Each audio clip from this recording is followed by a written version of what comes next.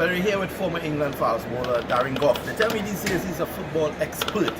And of course, he's here doing his cricket stuff as well. Darren would have given West Indies a number of problems in the past. He's here for this tour. Darren, so far your thoughts on how this tour has progressed?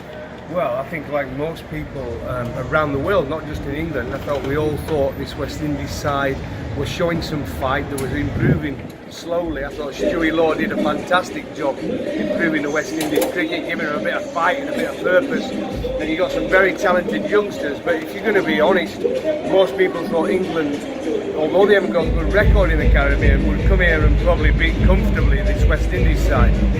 But in Barbados, you've got to be impressed.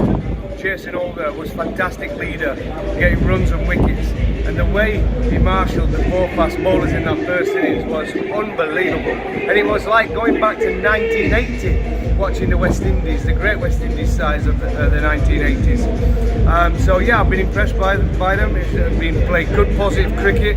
You can see how they're trying to play to bring the crowds back in to West Indian cricket, and they're carrying it on here in Antigua. Bowled really well in the first innings, and now battling out to get a nice little lead over England in this first innings. Looking at the West Indies setup now, you think they should go back to this four-man pace attack? Seems to be working.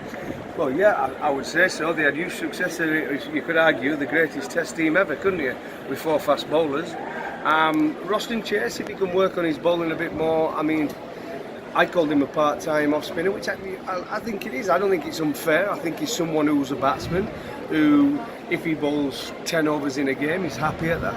I think Warwicken bowled really well against, obviously, England 18 Lions last year, and he was going to be the main spinner, so they were using that kind of the batsman who can spin the ball a little bit. But to get 8 for 60, I mean, it was just unacceptable batting from England.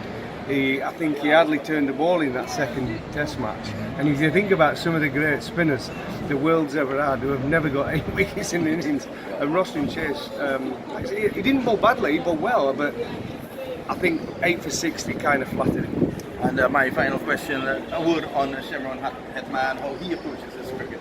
Well, yeah, I mean, we're all excited. I mean, a lot of the England players, ex-England players like myself, we're excited to see players like him. We want players to hit 4s and 6s. But it's got to mature a little bit. I mean, today's innings here in Antigua, the first innings, he's got all the men. It's in the outfields, and they'll work him out very quickly, the spinners. They'll just put mid on and mid off back. They'll have a short leg in and a slip to him. And they'll just say, there you go, lob it up. He might hit a 6, a couple of 6s, and then he'll just hit one straight down the throat.